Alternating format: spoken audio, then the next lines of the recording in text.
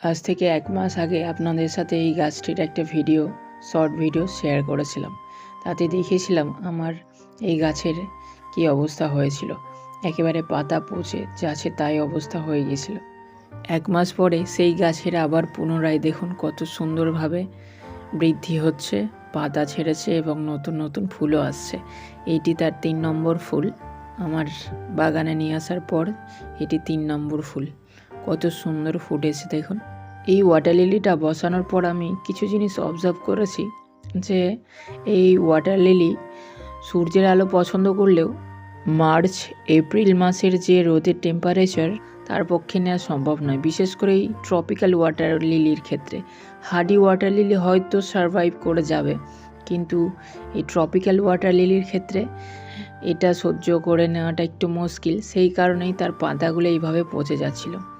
আমি সেখান থেকে সরিয়ে গামলাটাকে একটা হালকা, যেখানে অল্প আলো অল্প রোদ এরকম জায়গায় রেখেছি। দেখুন জায়গাটা কীরকম। তো সেইখানে দেখলাম আস্তে আস্তে পাতা পচার সমস্যাটা কিন্তু নেই। নর্মালি ওয়াটার লিলির পাতা পুরনো হয়ে সেগুলো মেল্ট হয়ে যাবে, পচে যাবে, এটা স্বাভাবিক একখানা প্রক্রিয়া।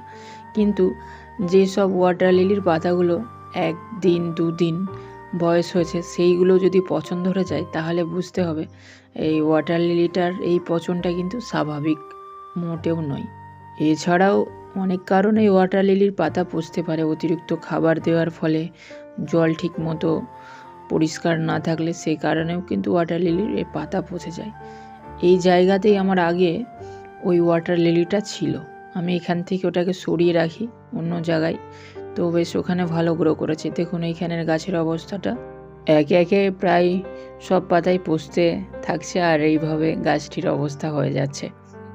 আর আমি গাছটিকে ইচ্ছা করে এখনও এখানে রেখেছি এই কারণে, আমি দেখতে চাইছিলাম যে এই এপ্রিল মে মাসের যে সূর্যের আলোয় যদি রাখা হয় গাছটিকে, সেটা ভালো, নাকি এই 2 থেকে 3 ঘন্টা সূর্যের আলো পাবে এরকম জায়গায় গাছটিকে রাখা ভালো। তো অবভিয়াসলি রেজাল্ট আপনাদের সামনে।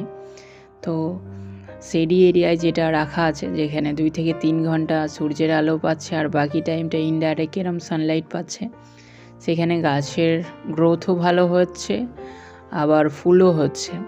আর ডাইরেক্ট 6-7 ঘন্টা সূর্যের আলো পাচ্ছে এরকম জায়গায় রেখে গাছগুলো কিন্তু মোটেও ভালো থাকছেন।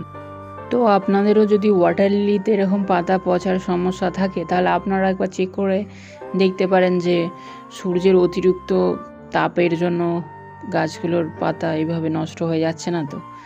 আর ওয়াটার লিলির খাবারের ব্যাপারে যদি আমি বলি, আমি যেটা ব্যবহার করছি সেটাই বলি। আমি এখানে ব্যবহার করেছি NPK 19-19 আর সিউইড ফার্টিলাইজার।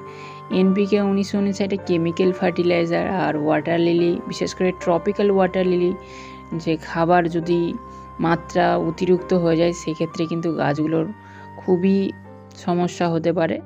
এই পাতা পচার সমস্যা ছাড়াও বাল্ব খারাপ হয়ে যাওয়ার মতন সমস্যাও আপনারা দেখতে পাবেন। আশা করি আজকের ভিডিওটি আপনাকে ভালো লেগেছে। ভিডিওটি যদি ভালো লাগে তাহলে ভিডিওটিতে একটি লাইক করবেন। আর আজকে যদি আমার চ্যানেলে আপনি প্রথম হয়ে থাকেন আর আমার ভিডিওগুলি যদি আপনার ভালো লেগে থাকে, তাহলে অবশ্যই চ্যানেলটিকে সাবস্ক্রাইব করে রাখবেন এই ধরনের গার্ডেনিং রিলেটেড নানান ধরনের ভিডিও পাওয়ার জন্য। সম্পূর্ণ ভিডিওটি দেখার জন্য আপনাকে অসংখ্য অসংখ্য ধন্যবাদ। তো আজকের জন্য এতটুকুই। দেখা হচ্ছে নেচার লাভারের আরও একটি নতুন পর্বে। ততক্ষণের জন্য ভালো থাকবেন, সুস্থ থাকবেন এবং প্রকৃতির সঙ্গে সর্বদা যুক্ত থাকবেন।